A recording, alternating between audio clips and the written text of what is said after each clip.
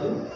ఈ యొక్క ఉదయకాల సమయంలో చక్కని వాక్యమును నేను చెప్పాలని ఆశపడ్డాను. ప్రతిరోజు కూడా వాగ్దానము ఇస్తూ ఉన్నాము. అలాంటి ఒక వాగ్దానమును మేము ఇవ్వాలని ఆశపడుతున్నాము. ప్రతి ఒక్కరిపైన మరి ఈ దీవెన, ఈ ఆశీర్వాదం ఉండాలని ఆశపడుతూ ఉన్నాము. దీని కొరకు మీరందరూ కూడా సహకరించాలని కూడా ప్రత్యేకంగా కోరుకుంటూ ఉన్నాము.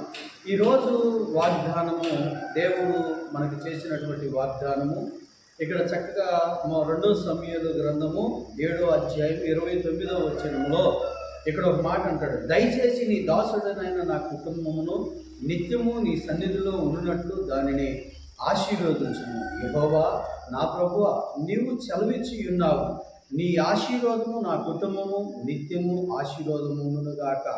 ఈరోజు ప్రభునందు ప్రియ దేవుని బిడ్డలారా, దేవుని సంగమా, ఇక్కడ మొదటిగా రాయబడి ఉన్న మాట ఏంటంటే, దయచేసి నీ దాసుడైన నా కుటుంబము ఎక్కడున్నాలంట, నిత్యము నీ సన్నిధిలో ఉన్నట్లుగా దానిని ఆశీర్వదించుము. మొట్టమొదటిగా దేవుని యొక్క సన్నిధిలో ఉండటానికి, దేవుని యొక్క సన్నిధిలో ఉన్నప్పుడు మనం ఆ యొక్క ఆశీర్వాదమును పొందుకుంటాం. కాబట్టి ఇప్పుడు మనం నేర్చుకోవాల్సింది ఏంటంటే, దేవుని సన్నిధిలోకి ఫస్ట్ రావటం.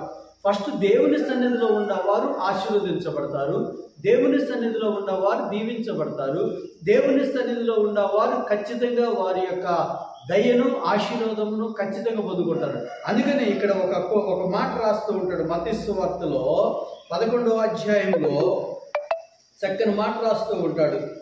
11వ అధ్యాయము 28వ వచనంలో ఏమంటాడంటే, ఆయన అంటూ ఉంటాడు,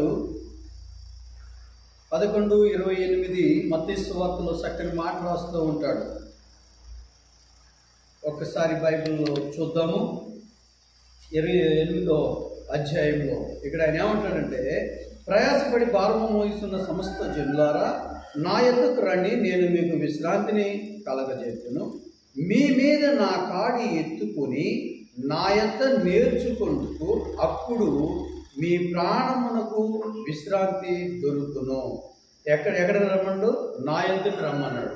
నా సన్నిధిలో నిత్యము ఉన్నట్లుగా నా కుటుంబాన్ని ఆశీర్వదించు అన్నాడు. దేవుని యొక్క సన్నిధిలో ఉంటే ఆశీర్వాదం ఉంది, దీవెన ఉంది.